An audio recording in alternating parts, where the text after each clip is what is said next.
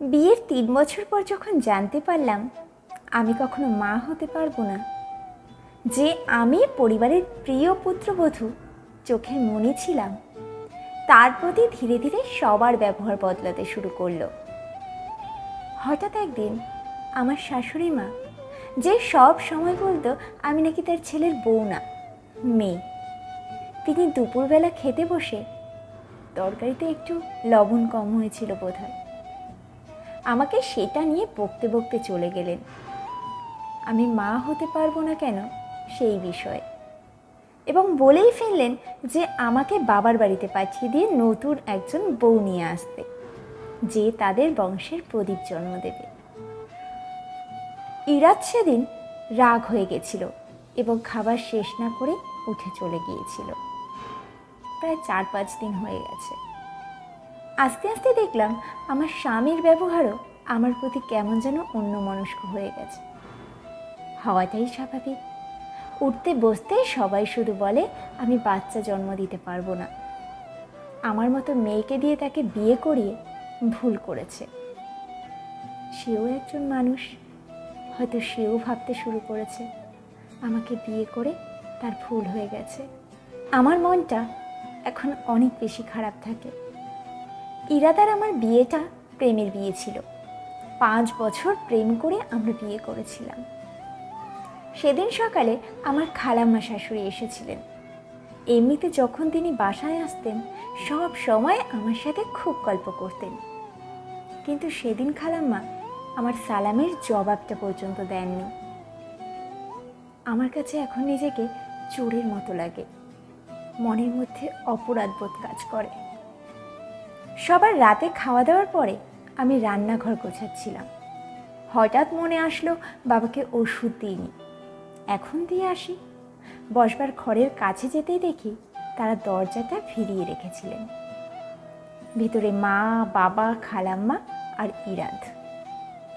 বাইরে দাঁড়িয়ে শুনতে পেলাম খালাম্মা আজকে কয়েকজন মেয়ের ছবি নিয়ে এসেছেন ইরাদকে বিয়ে করানোর জন্য। আর মা কান্নাকাটি করছিল ইরাদের হাত ধরে, যে সে যদি এই বংশের প্রদীপ না দেয় তাহলে মা বিষ খাবেন। কথাটা শুনেই আমার হাত পা সাথে সাথে ঠান্ডা হয়ে গেল। শরীর একদম ভারী হয়ে আসতে শুরু করলো। আমি কিছু না বলে চুপচাপ রান্নাঘরে চলে গেলাম। আস্তে আস্তে সব কাজ শেষ করলাম। রাতে যখন ঘরে গেলাম দেখি ইরাদ ল্যাপটপে বসে কাজ করছে। সে এখন আমার সাথে খুব বেশি কথা বলে না, আজকে আমার দিকে তাকাচ্ছেও না। আমিও কোনো কথা না বলে শুয়ে পড়লাম। সারা রাত ঘুম হলো না। উঠে ফজরের নামাজ পড়লাম।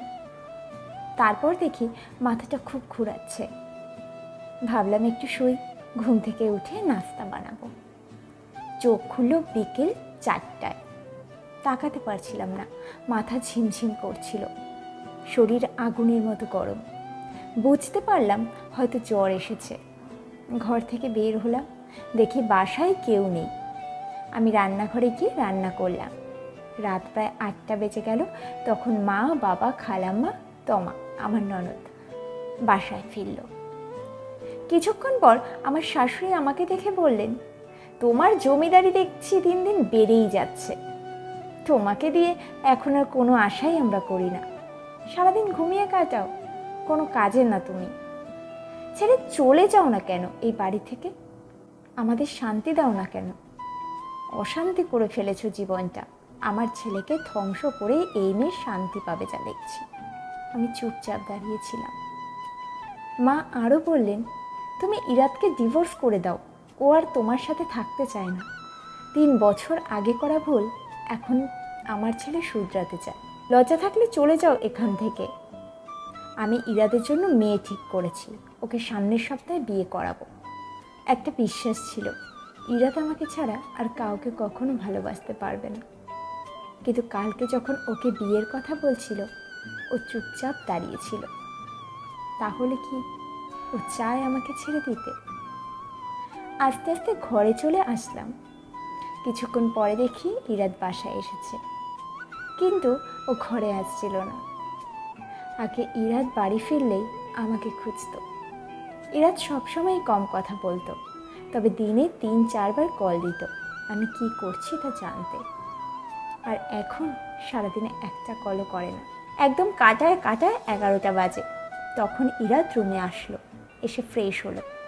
আমি জিজ্ঞেস করলাম খাবার দিব কি না।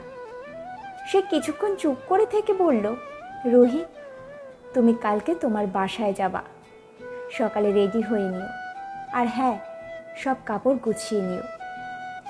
আমার আর বুঝতে বাকি রইল না। আমি আচ্ছা বলে সরে গেলাম। বারান্দায় বসে রইলাম অনেকক্ষণ, শুধু হাউমাউ করে কান্না করলাম আর বারবার তাকাচ্ছিলাম যে ইরাত যদি একটাবার আমার সামনে আসতো, আমি ওকে জড়িয়ে ধরে হয়তো বলতাম, তুমি আমাকে সত্যি ছেড়ে থাকতে পারবে। কিন্তু ও আসেনি। আমি তাহাজ্জুদ নামাজের পরে ঘরে সব কাজ করলাম। প্রতিটা ইটের কোণা আমার কত আপন, আমার কত স্বপ্ন, আজ সব ছুটে যাচ্ছে। কিছুদিন পরে আমার জায়গাটা নতুন কেউ আসবে, সবাই হয়তো আমাকে ভুলে যাবে, কিন্তু আমি কি করে ভুলবো সব? ইরাদের আর আমার সব কিছু আমি তো ভুলে থাকতে পারবো না। এসব ভাবতে ভাবতে ভোর হয়ে গেল। ফজরের নামাজ পড়ে আল্লাহকে বললাম, আল্লাহ পাক আমাকে সাহায্য করেন, আমি আর এই কষ্ট সহ্য করতে পারছি না। কিছুক্ষণ পরে গোসল করলাম, নিজেকে আয়নায় তাকিয়ে দেখলাম খুব বিধ্বস্ত দেখাচ্ছে। আম্মু আব্বু এই অবস্থায় আমাকে দেখলে কি ভাববে? গোলাপি বেগুনি ছাপার একটা শাড়ি পরে মাথাটা পরিপাটি করে বাঁধলাম, ঠোঁটে ভেসলিন দিলাম। যেই ঘরে গেলাম দেখি ইরাত উঠে গেছে, লাগেজ গোছানো শেষ। নাস্তা দিবে? না, চলো। বের হয়ে মা খালাম্মাকে সালাম করলাম, কেউ কোনো কথা বললেন না। বাবা মাথায় হাত বুলিয়ে দিয়ে বললেন, সুখী হও মা। ইরাত আর আমি গাড়িতে বসেছিলাম, নিজেকে অনেক প্রশ্ন উত্তরের জন্য তৈরি করছিলাম। মা, বাবা, ভাইয়া, ভাবি সবাইকে কিভাবে কি বলবো এসব ভাবছিলাম।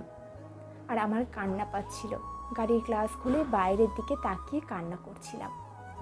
কিছুক্ষণ পরে দেখি ইরাত আমাদের বাসা যেদিকে সেদিকে গাড়ি না নিয়ে অন্য রাস্তায় নিল। সেখানে না আমার বাসা না তার অফিস। 2 মিনিট পরে একটা বাড়ির সামনে এসে থামলো গাড়ি। রুহি, নামো এখানে। ইরাত বলল, আসো বলছি। চলে যাওয়ার পরে ইরাত বলল, আজ থেকে এটা তোমার বাসা, আমরা এখানেই থাকবো। আমি অবাক চোখে ওর দিকে তাকালাম। ইরাত বলল, রুহি, তুমি অনেক সহ্য করেছ, তুমি আমার বউ, তোমাকে আমি ভালোবাসি। তুমি একটা মানুষ, কোনো বাচ্চা জন্ম দেওয়ার মেশিন না। আমি অনেক চেষ্টা করেছি সবাইকে বোঝাতে, কিন্তু পারিনি। তাই আমি আমাদের জন্য আলাদা বাসা নিয়েছি। বাচ্চা না থাকলে আমরা দত্তক নিতে পারবো, কিন্তু তুমি না থাকলে আমিও থাকবো না। আমি ওয়াদা করেছিলাম আজীবন সাথে থাকবো, এত তাড়াতাড়ি কি ভুলে যাব?